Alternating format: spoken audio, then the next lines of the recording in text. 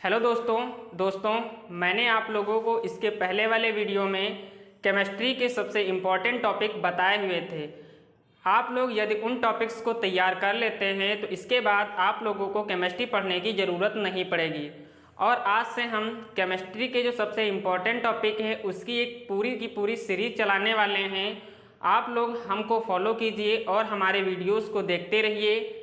आप लोगों की बोर्ड एग्ज़ाम की जो तैयारी है बहुत ही अच्छी हो जाएगी। आप बोर्ड एग्ज़ाम में केमिस्ट्री में 70 में 70 लेके आएंगे, क्योंकि उस वीडियो का जो लिंक है मैं आप लोगों को डिस्क्रिप्शन बॉक्स में दे दूंगा। आप लोग उस वीडियो को ज़रूर देख लेना, जिससे आप लोगों को ये पता चल जाए कि हमारे पास केमिस्ट्री में कितने टॉपिक्स हैं जो बोर्ड एग्ज़ाम में आने के फुल चांस होते हैं। तो आज हम केमिस्ट्री का सबसे पहला चैप्टर स्टार्ट करने वाले हैं, विलयन।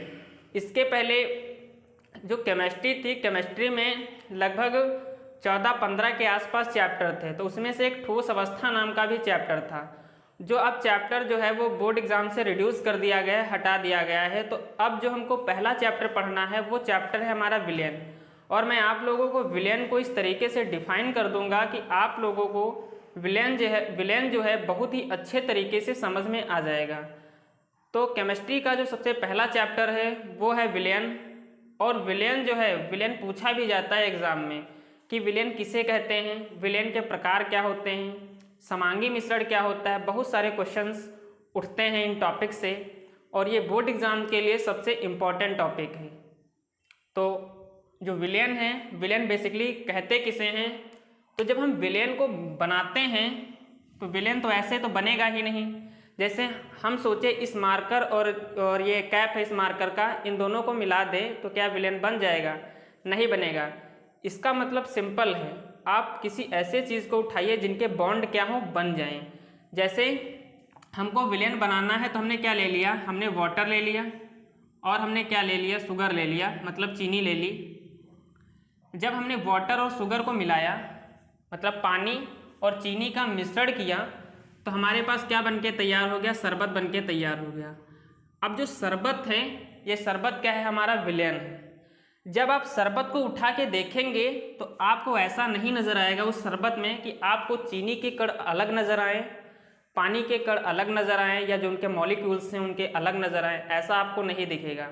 जो शरबत बनके तैयार होगा, जो ये शरबत होगा, एक प्रकार का कैसा मिश्रण होगा, समांगी मिश्रण होगा। कैसा मिश्रण होगा? समांगी मिश्रण होगा।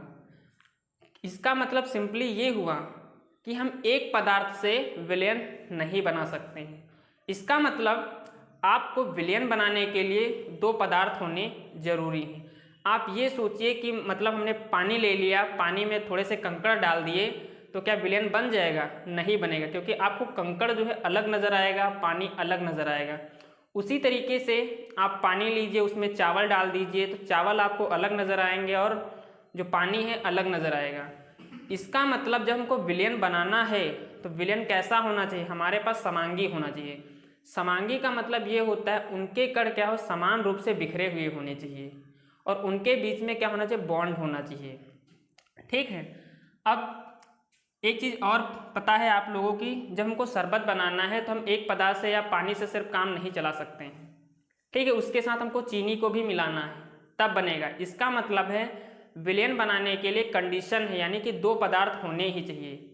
तो इसका मतलब सिंपली ये निकल के आया कि विलयन जो होता है दो या दो से अधिक पदार्थों का क्या होता है, समांगी मिश्रण होता है। बहुत ही सिंपल डेफिनेशन है विलयन की, दो या दो से अधिक, दो या दो से अधिक पदार्थों का, दो या दो से अधिक पदार्थों का जो समांगी मिश्रण होता है उसे हम क्या कहते हैं, विलयन कहते हैं। अब जब हम विलयन बनाते हैं तो उसमें दो पदार्थ होंगे ही, दो से अधिक भी हो सकते हैं, ये चीज़ आप लोगों को पता है। तो जब हम विलयन को बनाएंगे तो विलयन में एक होता है विलायक और एक होता है विलेय। यानी कि विलायक और विलेय का जो कॉम्बिनेशन होता है तभी हमारे पास से प्राप्त होता है क्या, विलयन प्राप्त होता है। अब विलायक क्या होता है, विलेय क्या होता है?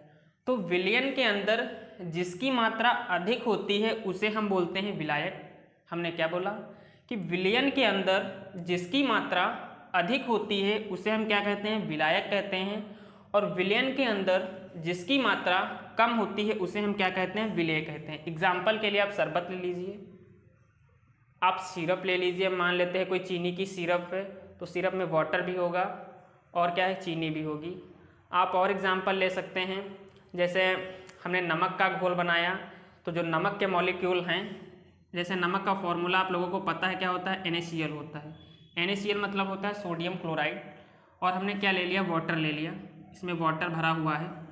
तो जो NaCl है जब इस जल में जाएगा अंदर तो इस NaCl जो है टूट जाएगा Na+ आयन में और Cl- आयन में, और इन्हीं जलों के बीच में क्या बना लेगा, जल के अणुओं के बीच क्या बना लेगा, बॉन्ड बना लेगा। तो इस प्रकार ये बनाता है हमारा समांगी मिश्रण। उम्मीद करता हूँ कि आप लोगों को विलयन जो है समझ में आया है। विलयन कहते किसे हैं, विलयन में दो घटक होते हैं, एक होता है विलायक और दूसरा होता है विलेय।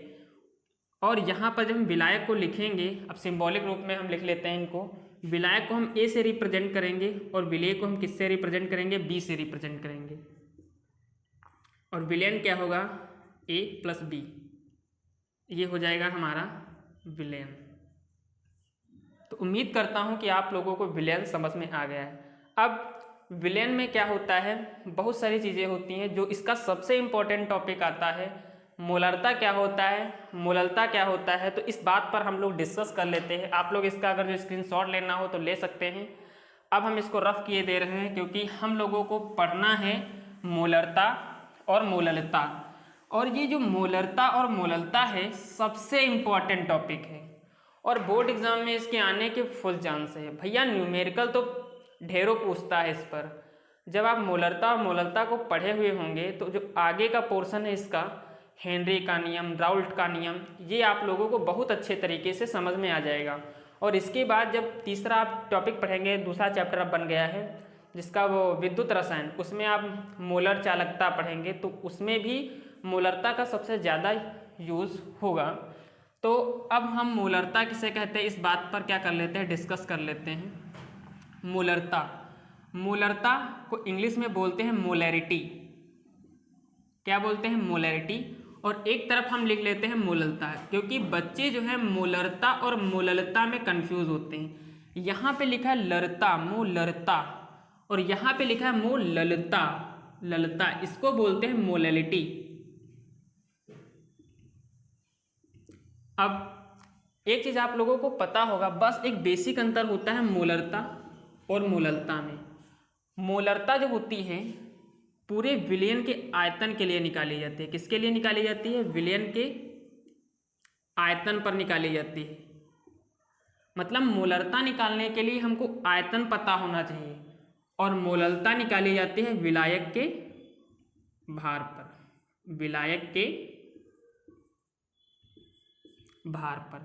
हमने एक चीज़ बोली है, जो मोलरता है वो निकाली जाती है विलयन के आयतन पर, और जो मोललता निकाली जाती है विलायक के भार। एक यहाँ पर शब्द यूज हुआ है भार। तो आप लोगों से यहाँ से एक क्वेश्चन अराइज होता है, पूछता है एग्जामिनर कि आप ये बताइए जो मोलरता है क्या ताप से स्वतंत्र है, या जो मोललता है ताप से स्वतंत्र है। तो जो आयतन होता है, आयतन कभी भी ताप से स्वतंत्र नहीं होता। इसका मतलब इस आयतन पर ताप का प्रभाव पड़ेगा और भार पर ताप का प्रभाव नहीं पड़ेगा। इसका सिंपली मतलब यही है कि मोलरता जो है ताप पर क्या करती है, निर्भर करती है, और जो मोललता है वो ताप पर निर्भर नहीं करती है। तो उम्मीद करता हूँ कि आप लोगों को यहाँ तक बात समझ में आ गई है। यदि बात समझ में आ गई है तो वीडियो को लाइक ज़रूर कर देना, और चैनल पर नए हैं तो चैनल को ज़रूर सब्सक्राइब कर लेना। अब मोलरता जो है हमने क्या बताया, विलयन के आयतन पर निकाली जाती है। तो एक चीज़ आप लोग समझना, एक चीज़ हम निकालते हैं प्रति लीटर, प्रति लीटर विलयन के आयतन में उपस्थित, प्रति लीटर विलयन के आयतन, ये प्रति का चिन्ह बना दिया। प्रति लीटर विलयन के आयतन में उपस्थित जो विलेय के मोलों की संख्या होती है, विलेय के मोलों की संख्या, विलेय के मोलों की संख्या, प्रति लीटर विलयन के आयतन में उपस्थित विलेय के मोलों की संख्या जो होती है वो हमारी क्या होती है, मोलरता होती है। क्या होती है? मोलरता होती है। और विलायक में क्या होता है? विलायक निकाला जाता है भार के लिए, मतलब प्रति किलोग्राम विलायक के भार, प्रति किलोग्राम, सॉरी ये प्रति का चिन्ह है, प्रति किलोग्राम विलायक के भार में उपस्थित विलेय के मोलों की संख्या, विलेय के मोलों की संख्या क्या कहलाती है भैया? मोललता कहलाती है। आप डेफिनेशन लिख सकते हैं, बहुत ही आसान डेफिनेशन है। 1 लीटर या प्रति लीटर, ये प्रति का चिन्ह है। जैसे हम 1/2 लिखते हैं, 1/2, तो ये जो चिन्ह होता है ये प्रति का चिन्ह होता है। प्रति का मतलब होता है बटा, ठीक है। तो प्रति लीटर ये किस में होना चाहिए? लीटर में होना चाहिए। प्रति लीटर विलयन के आयतन में उपस्थित विलेय के मोलों की संख्या आपकी कहलाएगी मोलरता। और मोलरता जो होती है प्रति किलोग्राम, किसमें? प्रति, ये प्रति का चिन्ह है, और प्रति किलोग्राम विलायक के भार में उपस्थित विलेय के मोलों की संख्या आपकी क्या कहलाती है? मोललता कहलाती है। अब आप लोगों को एक चीज़ पता है, जो मोल होते हैं, मोल को हम किससे लिखते हैं? एन से लिखते हैं। यहाँ पे लिख देते हैं थोड़ा रफ करके। एन इज इक्वल टू होता है W/m। एन होता है हमारा मोल, W होता है उस पदार्थ का भार, और m होता है उस पदार्थ का द्रव्यमान संख्या या आणविक द्रव्यमान, जो आप कह सकते हैं। अब हमने जब स्टार्टिंग में बताया था कि हम विलायक को लिखेंगे A से, विलेय को लिखेंगे B से।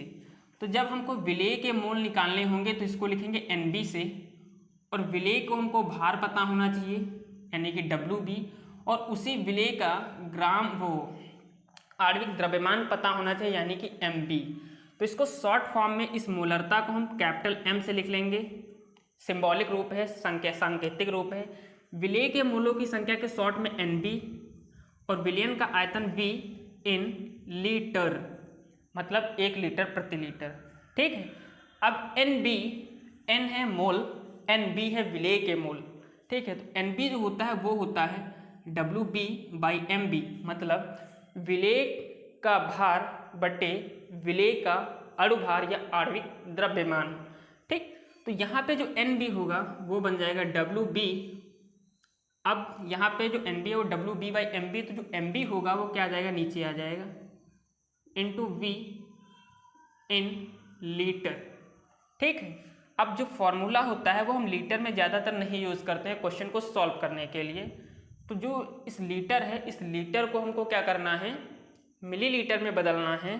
तो मिलीलीटर में बदलने के लिए ऊपर क्या कर देंगे? इसको हम 1000 से मल्टीप्लाई कर देंगे, तो ये बन जाएगा WB/MB इंटू V N, जो लीटर होगा ये बन जाएगा ml, मतलब मिलीलीटर। यही बेसिकली मोलरता का क्या होता है? फॉर्मूला होता है। और ये सबसे इम्पॉर्टेंट फॉर्मूला है, इसी के बेस पर आप लोगों से न्यूमेरिकल जो हैं वो पूछे जाएंगे। अब जो मोलरता है, मोलरता, इस मोलरता को हम सिंबॉलिक फॉर्म में स्मॉल m से लिखते हैं। आप लोग किसी से भी रिप्रेजेंट कर सकते हैं। विलेय के मोलों की संख्या मतलब NB, विलायक का भार को हम W से रिप्रेजेंट करते हैं, लेकिन विलायक का भार है तो इसलिए WA लिखेंगे। अब जो NB होता है वो होता है WB/MB, NB होता है WB/MB, और ये WA, लेकिन किसमें? kg में। अब न्यूमेरिकल के लिए ये फॉर्मूला हम नहीं यूज़ करते हैं, उसके लिए हम ग्राम वाला फॉर्मूला यूज़ करते हैं। तो ग्राम में इसको कन्वर्ट करने के लिए 1000 से हमको मल्टीप्लाई करना पड़ेगा। तो ये निकल के आएगा WB/MB इंटू 1000 इंटू WA, और ये बन जाएगा इन ग्राम यानी कि GM। भैया ये जो है मोलरता का सबसे इम्पॉर्टेंट फॉर्मूला है। उम्मीद करता हूँ कि आप लोगों को यहाँ तक मेरी बातें जो हैं समझ में आई हैं, और मैंने आप लोगों को इस पूरे वीडियो में सबसे पहले मैंने आपको बताया विलयन होता क्या है, विलयन को हम बनाते कैसे हैं, समांगी मिश्रण क्या होता है। फिर हमने इससे 2 इम्पॉर्टेंट टॉपिक डिस्कस किए, जिसका जो पहला टॉपिक है वो है हमारा मोलरता, और जो हमारा दूसरा टॉपिक है वो है मोललता। एग्ज़ाम के पॉइंट ऑफ व्यू से ये दोनों टॉपिक जो हैं सबसे इम्पॉर्टेंट टॉपिक हैं, और मैं इस चीज़ की गारंटी लेता हूँ कि यदि मतलब 7 के जो 7 सेट हैं उसमें से किसी एक सेट में आप लोगों को मोलरता या मोलरता का न्यूमेरिकल मिलेगा या तो डिफिनेशन मिलेगी। तो मैं आप लोगों को मिलता हूँ नेक्स्ट वीडियो में नेक्स्ट टॉपिक के साथ। आज के लिए थैंक यू। बस लेकिन एक बात ज़रूर है, यदि वीडियो पसंद आया हो तो वीडियो को लाइक कर देना और चैनल पर नए हैं तो चैनल को ज़रूर सब्सक्राइब कर लेना। तो आज के लिए थैंक यू।